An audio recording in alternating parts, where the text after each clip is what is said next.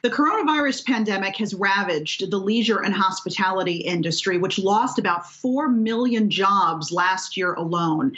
Atlantic City's Borgata Hotel and Casino is picking up the pieces. It reopened in July after a 4-month shutdown because of the pandemic. Joining me now is Borgata's president and COO, Melonie Johnson. And we should mention that Borgata, by the way, owned by MGM Resorts. Melonie, so good to see you and welcome to the show. I am curious what kinds of trends you're seeing in terms of hotel bookings and foot traffic at the casino since you reopened months ago.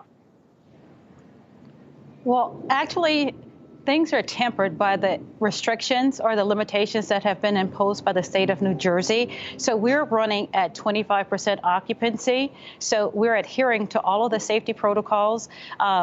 Business is not what it was pre-pandemic. But the one thing we'd like to say is that with BetMGM, Borgata Online, and Poker Party, year over year, year to date, we've seen a 174% increase in the gross gaming revenues in those three ventures.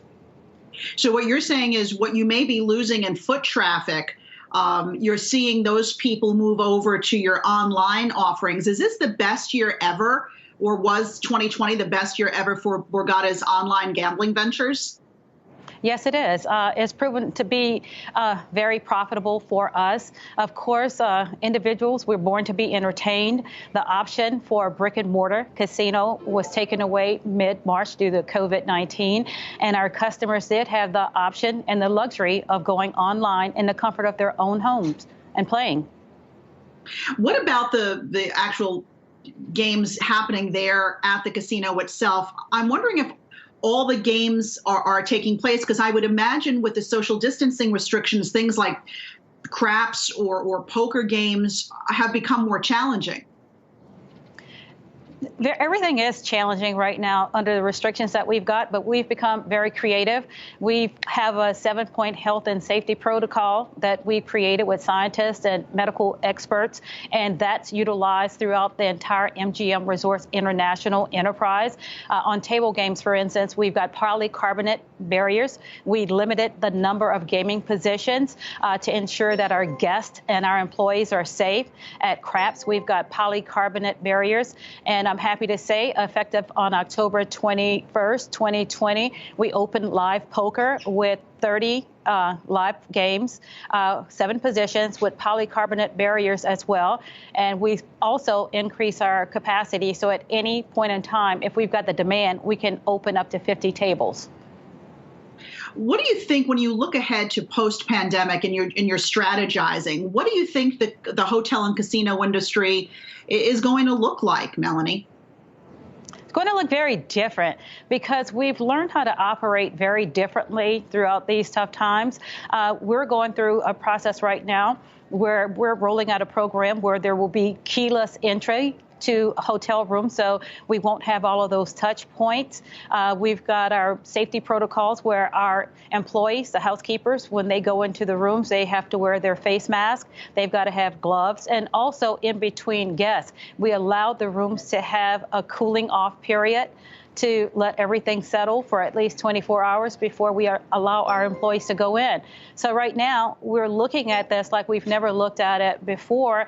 And with the industry, with safety, with health, protecting our employees, protecting our guests, we've got to make sure that we've done everything humanly possible to ensure that when a human being walks across our gaming floor, whether it be an employee or a guest, they feel safe.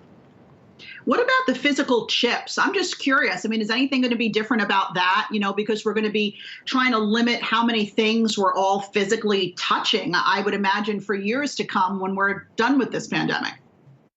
Well, at present, we've got a cleaning process. Ever so often, the chips are being sanitized on the table games. And in particular, poker, we've got chips being removed from tables, and we have dedicated personnel that sits there and just literally sanitizes those chips before they go back into play. What about international visitors to Borgata? I don't know what business was like pre-pandemic, but have you seen that business pretty much dry up right now? That business has dried up because of air fair. Not necessarily the pricing, but just the limitations on having people enter the state of New Jersey and having to self-quarantine for 14 days. It's just not feasible to have that air traffic business coming in. We're fortunate that we're located in an area of the country where we've got two large metropolitan areas, New York and Philadelphia. So when a customer wants that form of entertainment, they have the luxury of driving in versus booking a flight and trying to fly in. So that's advantageous for us. I want to ask about your restaurants there. You've got lots of great restaurants. Wolfgang Puck has his restaurant there, Bobby Flay, among others. Are people coming in and dining indoors? What's that been like for you?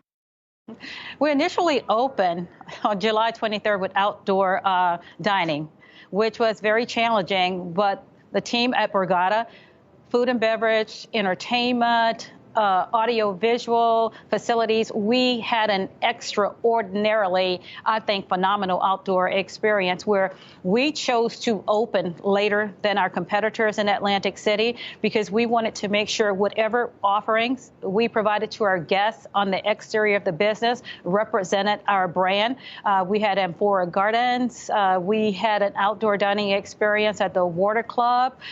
We had a food truck, and we also had Borgata Street Eats on the first floor of our self-parking garage. But now that we're allowed to have a dining experience indoor, we're at 25% occupancy. And of course, there's 6 feet of social distancing. So it limits the number of reservations we can take on a nightly basis.